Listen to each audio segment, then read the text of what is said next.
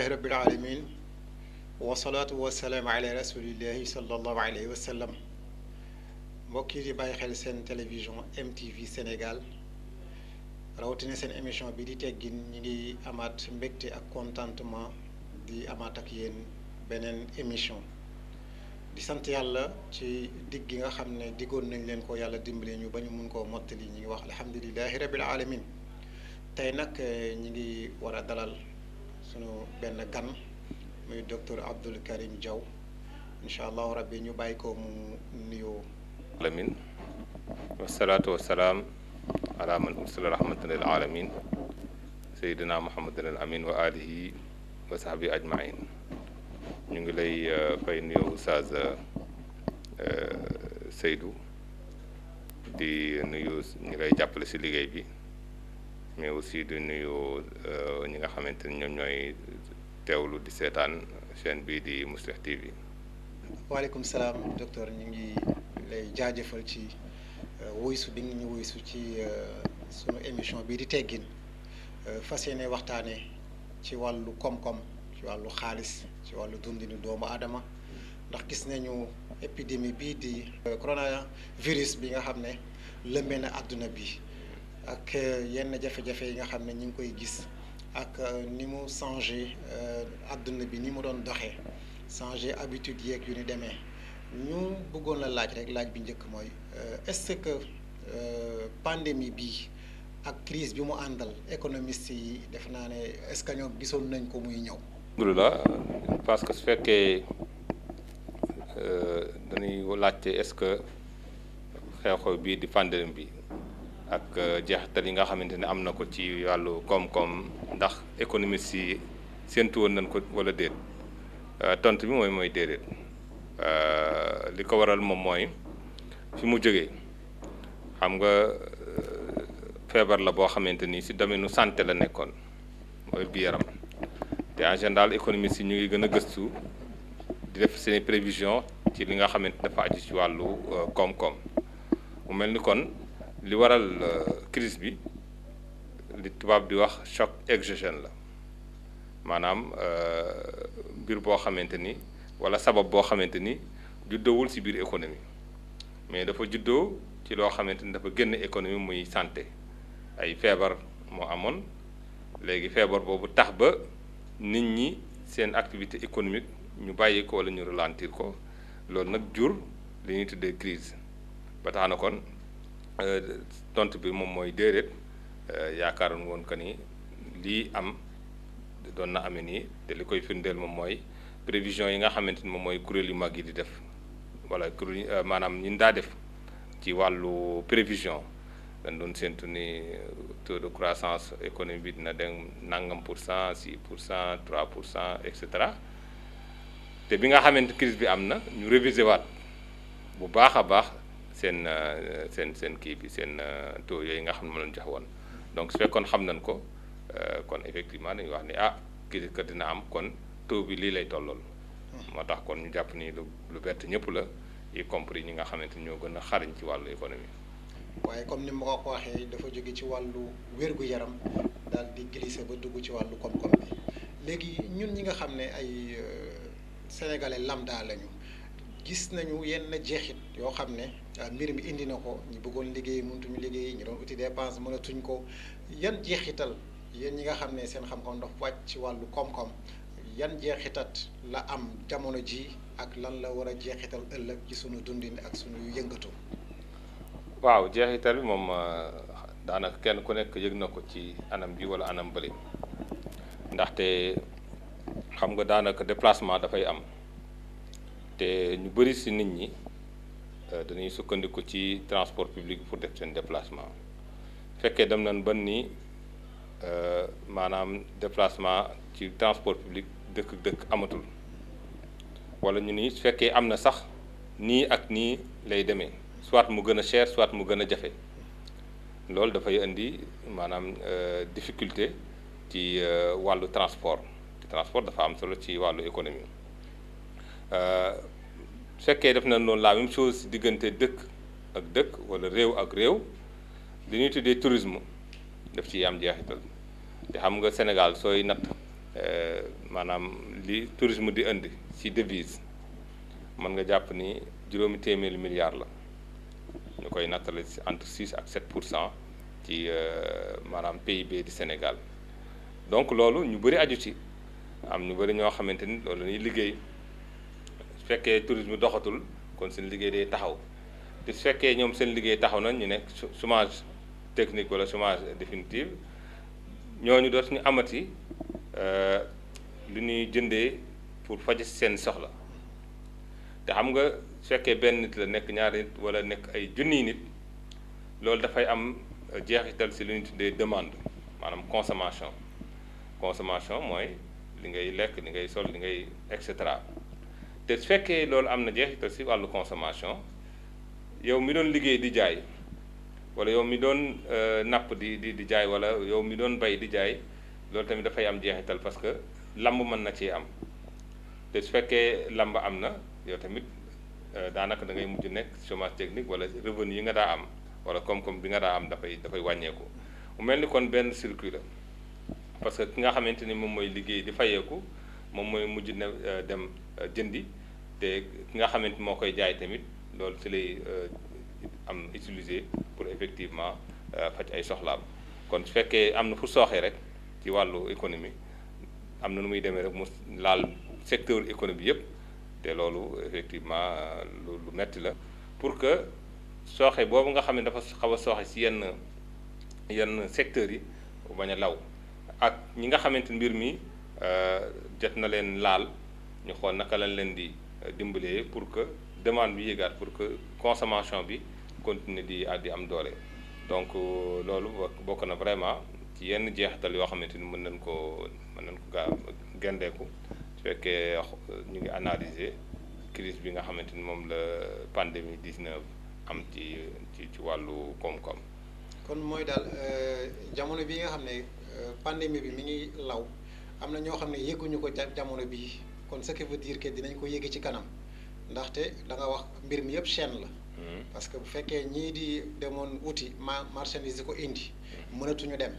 li fi jotoon nekk ñooñu xam nga ñi ngi jaay jamono boobu duñ ko yëg bu ñu nee ba am rupture di stock dinañu xam ne kat ñoom lee laaloon ñee ca jamono bële daf leen di doog a laal kon solidarité moom moo war a am ci côté boobu léegi nag ci wàllu gouvernement bi ak njiit yi jëf nañu ay ndimbal jàppale ko est-ce que dëgg gouvernement am na kattanu dimbali nit ñi ci ni mu leen ko dimbalee lu toll ni 1000 milliards donte lenn li mi ngi jóge ci état bi lenn mi ngi jóge ci ay partenaires financiers ak ay bonne volonté yoo xamante ni bii national ak international. waaw en tout cas gouvernement bi wax na ni def na ko. bi am na capacité pour mobiliser auprès des populations mais aussi auprès des entreprises comme aussi mën na ko mobiliser auprès de ses partenaires donc foofu loolu jàpp ni fa la gouvernement bi tibbee pour mën a jàppale ñi nga xamante ni ñoom la mbir mi laal wala ñoom la mbir mi gën a laal ba nga xamante ni dinañ mën a continuer di dund bu normal wala bu jege bu normal. xam nañ ne pandémie bi mu ñëwee daf ñu wanewaat ne ñun kenn mënul dem bàyyi sa morom noonu la ñuy duggee ci sunu beneen question docteur gis nga ne bi mbir mi xewee gouvernement bi mi ngi def ay effort jàppale population même ci population yi quartier boo dem gis nga ñenn ñi ngi jàppalante boo demee ci communes yi la même chose est-ce que du pandémie bi dafa ñëw di ñu xippiloo suñuy bët ne lii dafa war bu crise amee ak bu crise amul ndaxte am na ñoo xam ne daanaka seen dund crise la ndax seen loxo jotul seen gannaaw docteur Abdoul Karim. waaw loolu moom dëgg la parce que soo xoolee rek non seulement dafa war a nekk solidarité bi dafa am ci biir benn dëkk biir benn xeet mais solidarité bi dafa weesu foofu dem ba diggante réew ak réew xam nga mbir mi Chine la njëkk a amee à un moment donné Chine sàkk wallu ci yeneen dëkk yi am ñoo xamante ni dañu jàpp ni tëj seen frontière mu nekk lu normal pour que affaire bi bañ a àgg foofu mais teewul affaire bi àgg foofu léegi mu mel ni kon yenn saa yi mën nga bëgg protéger wu par rapport ak benn musiba buy am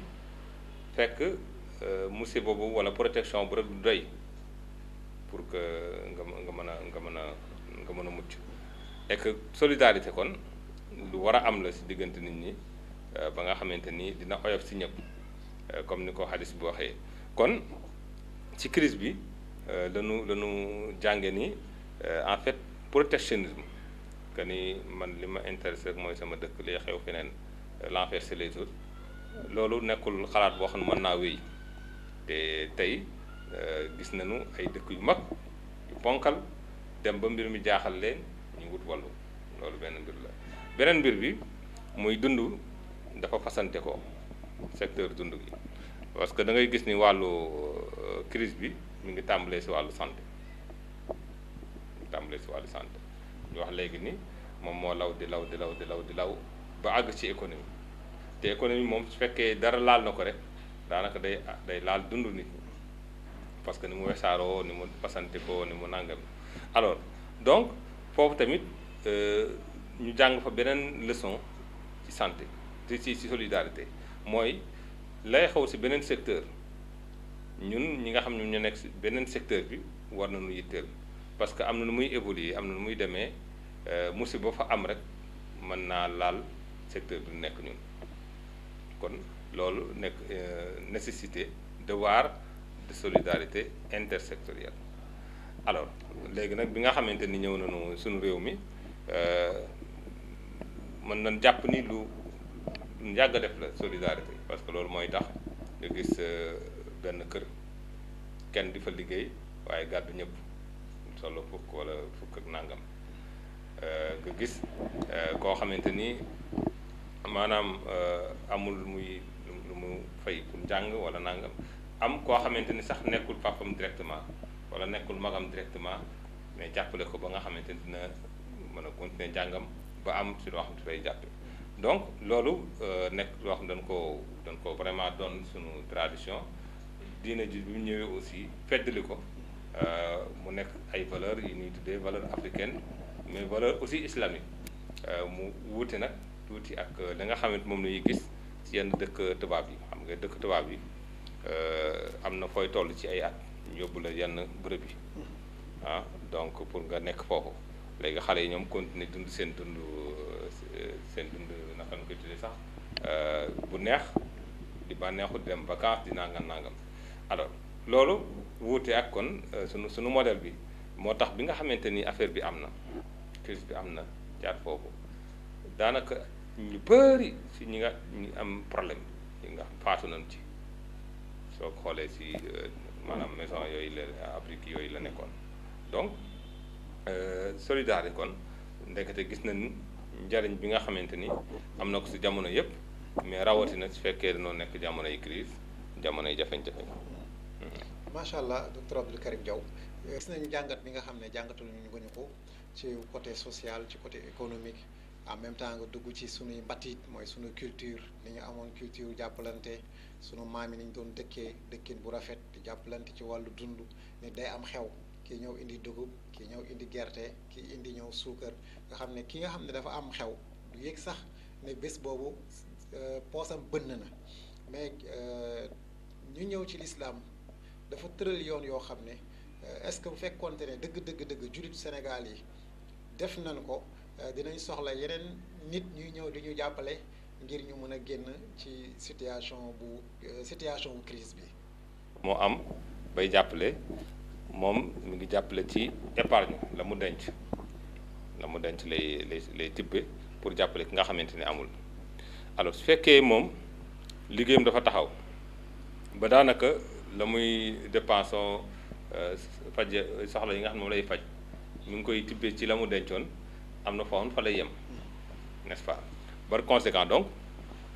mën nañ jàpp ni islam effectivement teg na ay jumtuwaay yoo xamante ni su fekkee jëfandikoo nga ko mbir mi mën na wàññeeku mettiwaay mën na wàññeeku solidarité mën na gën a renforcer wu waaye loolu dañuy supposer que ni situation normale lay nekk situation normale mooy liggéey yaa ngi dox am na ñoo xamante ni pour une raison ou pour une autre mënuñu liggéey soit parce que dañoo am laago bu leen empêche ñu liggéey normalement soit économie moo doxul ba nga xamante ni ñu bëgg liggéey ñëpp mënuñoo am liggéey soit am na ay causes yu ay raisons yu bëri foofu la ñuy wax ni su fekkee ñi nga xamante ni am nañu jàppale nañu ñi amul maanaam ñàkk gi ak ndóol gi su jeexul tamit lu tuuti moo ciy des donc loolu mooy situation normale ou quasi normale mais su fekkee du nekk situation de crise effectivement mën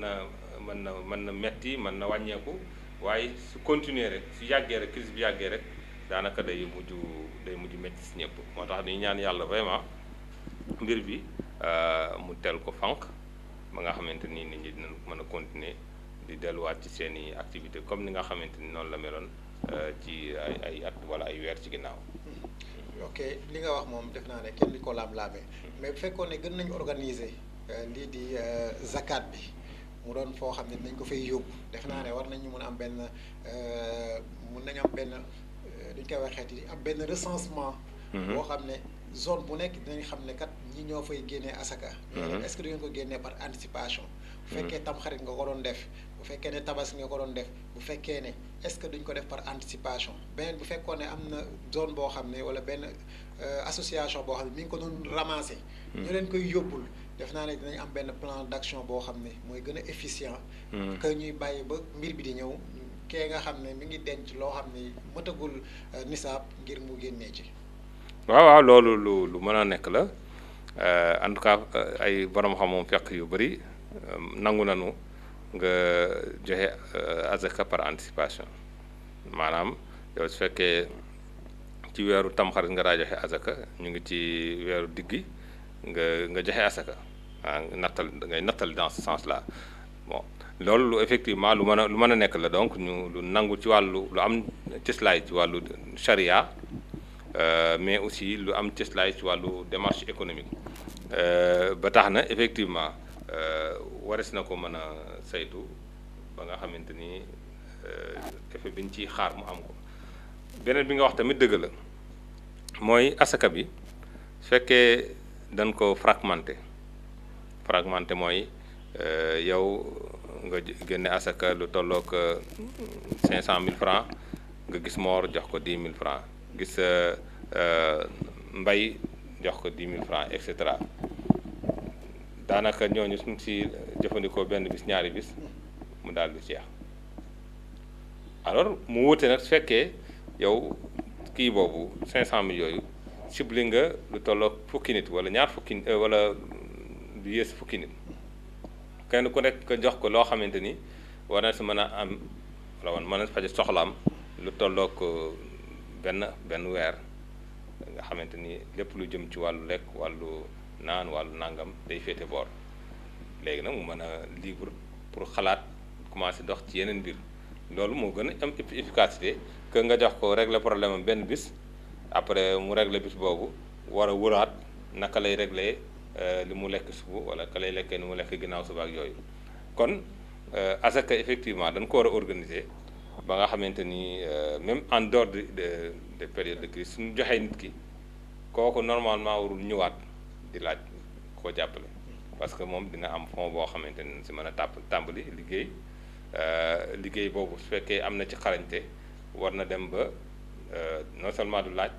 mais capital bu muy am dina ci mën a joxe asaka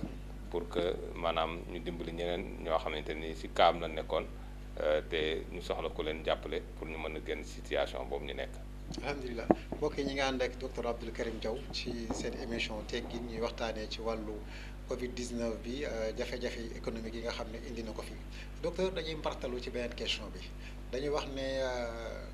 mbir bu am bu doon safaan rek am na ñoo xam ne mën nañ ci jëlee yokkute est-ce que crise bi am na ci ñoo xam ne ñoom yëguñu ko ci wàllu ay industrie wala ñu def ay fabrication wala ñoo xam ne ñi ngi ci jamono bi ñi ngi yëngatu. waaw gis nga dañu wax dañu jàngat benn entreprise boo xamante ni mi ngi tudd Zoom en général dañ koy def pour réunion virtuelle maanaam nga nekk Sénégal man ma nekk États-Unis kële nekk Arabie Saoudite keneen nekk Malaisie ñu war a def benn réunion mu nekk réunion boo xamante ni ñun ñëpp ñu ngi gisante ñu ngi déggante te su fekkee man am naa lu ma bëgg a wone am na nu may def sama écran li nekk sama biir ordinateur ñeneen ñi nekk ci réunion bi gis ko loolu mën na dem ba ay téeméer ay junniy nit di ko fekkee alors Zoom boobu chiffre d'affaires dafa explosé waaw koo xamante ni la mu daa am yées na 1 million de dollars jékki-jékki rek ci même période maanaam su fekkee jël nga lu toll ñetti weer la mu daa am matul woon 1 million mais ci crise bi la mu daa am mujj àgg 36 millions de dollars donc loolu day wane dégg nga explosion bi nga xamante ni ak intérêt bi nga xam ne ñoom am nañ ko ci crise bi alors la même chose mën nga ko wax ci ñi liggéey ay masque ñi liggéey gel xam nga masque yi demande bi dafay yokk comme ñooñu ñi nga xamante ni liggéey masque xëy na at mi yëpp suñu jaayee million wala ñaari million ci ay masque bëri na nga jékki-jékki war a fournir ay masque lu tollook ay milliards de personnes xam nga kooku tamit si chiffre dafay day bën a rëy la même chose pour gel yi donc du ñàkk te am na ay entreprises yi nga xamante ni seen affaire baax na ci crise bi comme ni nga xamante ni am na ñoo xamante ni bien entendu seen affaire daf ci yàqu. ma yokkal la ci ñi nga xam ne ñooy jaay crédit. ak wàllu connexion. waaw ndaxte li ci ëpp télétravail la nit ñi di def. waaw te dañuy soxla connexion tout le temps à tout instant boobu Zoom boobu ngay wax dafay laaj connexion. rapport yi ngay joxe aussi lépp dafay laaj connexion. kon mbir mi am na ci ñoo xam ne daanaka duñu wax ñaanuñu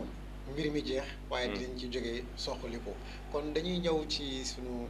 dernière question mooy nan nga xalaat ne dëkk bi wala àdduna bi fan lañu war a mën a jaar ngir mun a survivre ci benn temps bu gàtt dundaat suñu économie normalement. alors fu àdduna bi war a mën a jaar pour économie bi delluwaat question bu difficile la parce que ba léegi am na lu ñu xam ci crise bi am na lu ñu xam ci pandémie bi waaye liñ ci réer tamit bëri na actuellement tendance yi mooy comme mbir mi niñ ko yaakaare woon ci gaawaay demewul noonu maanaam crise pandémie baa ngi virus baa ngi fi yaakaaroon su fekkee def nañ confinement quelque temps après dafay jeex mais pour yenn dëkk yi jeexul te il faut que économie fonctionne donc nanu gën jël yenn matuwaay yu ñu yaakaar ne su fekkee def nañ ko maanaam crise bi wala virus bi du wesaaroo noonu lu nu am nag jël ko parce que su fekkee toog nañu kër ga kenn ku nekk ñu confiné ko finalement économie bi mooy écroulé wu nit ñi nañ dee ak xiif alors c'est pourquoi donc ñu braver ñu jël décision boobu alors su fekkee stratégie mel noonu dañ ko jël nga xamante ni nekkul bi gën waaye dañ ko def ndax njàkk pexe day difficile nga prédire wax ni yaakaar na ni kat dans telle année wala dans quel mois la affaire yu jeex léegi nag actuellement ñaa ngi defaraat seen i plan def seen programme par rapport ak données yu ñu am ci wàllu crise bi ni mu évoluer ak yeneen dëkk yi ak ñu yaakaar noonu lay évoluer ci dëkk yi par exemple ak données yu ñu am ci économie bi naka la war a jaamaarloo naka la war a dundee ci contexte crise bi pour def ay planification donc loolu je pense que lu teew la maintenant fan la ñuy yóbbu yàlla rek moo xam waaw yàlla rek moo xam y a beaucoup d'incertitudes et pour le moment xam naa li gën a wóor mooy def plusieurs scénario mooy nga ni su fekkee lii am na ñu saytoo ko nii su fekkee lëla moo am ñu saytoo ko nii ba nga xamante ni di nga ci am ñaar wala ñetti possibilité nga xamante lu si am rek du la bett fekk na yow xalaat nga ci ba teg. alhamdulilah docteur ñi ngi yow yàgg ñëw ci cappaandawu émission bi yan kàddu ngay tàggoo ci wàllu ñaax ak ci wàllu soññe ngir doomu aadama yi gën a góorgóorlu ci seen wàllu liggéey ci seen wàllu diine aussi parce que doomu aadama yi rawatina ñun jullit lañu am na fi ñeneen ñoo xam ne duñu ay jullit waaye ay sénégalais lañu am nañu diine. pour dénkaane yi dañuy tàmbali d'abord pour ñaax suñu bopp ñaax ñaax mbokk yi pour ñu delluwaat ci yàlla subhanahu wa taala jéggalu ko tuub ci moom ndaxte yàlla moo ni wa ma asaabakum min musibatin fa bimaa kasabat aydikum wa ya'fu an katiir musiba bu leen dal rek xam leen ni yéen a ko fàggu te pourtant yàlla mi ngi leen di jéggal ci ay mbir yu bëri yoo xam ne fekkoon jàppee na lu mu gën a ñaaw kon comme jullit bi dafa am benn ngànnaay bu am solo bu efficace bu ñuy tuddee ñaan dafa war di kon ñun en tant que jullit ñu ñaan yàlla subhanahu wa taala tuub ci moom delluwaat ci moom loolu nag nekk ci wàllu diine ji mais waruñoo gàllankoor pour ñu sabab dafa am benn arab bu ñëwoon ci Yonent bi sallallahu alayhi wasallam Yonent bi laaj ko ana sa gileem gi mu ne ko bàyyi naa ko ci biti donc tax ko woon parce que mu ne dama bàyyi naa ko ci biti taxuma ko parce que dama wàkkilu si yàlla Yonent bi sallallahu alayhi wasallam ni ko dellul nga takk ko te nga wàkkilu si yàlla kon Yonent bi jàngal ko foofu nii wàkkilu si yàlla jëfu xol la niveau la boo xamante ni déggin la boo xamante ni yëg-yëg la boo xamante ni jàpp ni maanaam lu am rek yàlla la dégg loo xamante ni neexul yàlla du mën a am kon yëg-yëg boobu su fekkee am nga ko nga am ci kóolute loolu nag daa nga koy def ginnaaw ba nga xamante ni yow la nekk ci sa niveau sa kattan nga mën koo def nga koo pare kon ñun tamit li nga xamante ni nekk na suñu kattan ci wàllu jël mesure barrière yi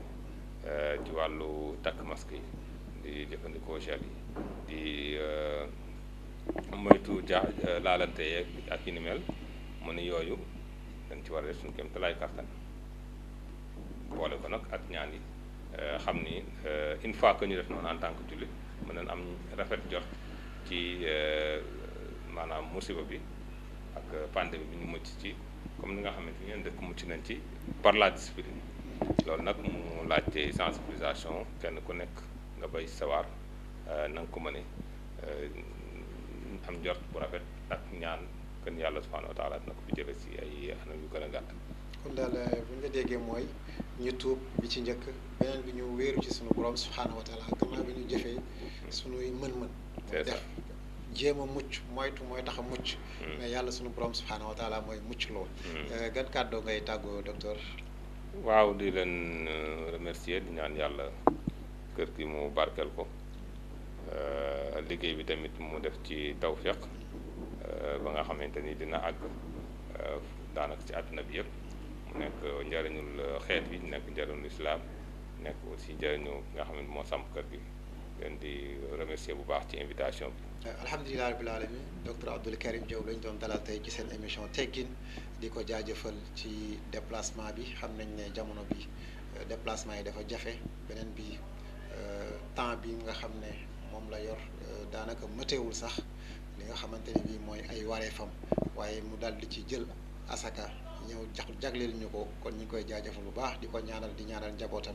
di ko ñaanal ci liggéey bi mu nekk yàlla defal ko ci ay promotion defal ko ci li koy njottam ndax lépp ndamay Sénégal la ndamal l'islam la yéen ñi nga xam ne yéen a ngi ànd ak ñun di aimer di partager di abonné ñu ngi leen di jaajëfal di wax ne seen mbokk Seydou Diallo Medina moo àndoon ak yéen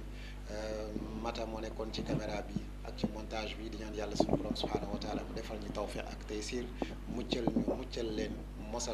mosal leen tawfeex ak taysir wasalaamu aleykum wa rahmatullahi taala wa barakatuhu.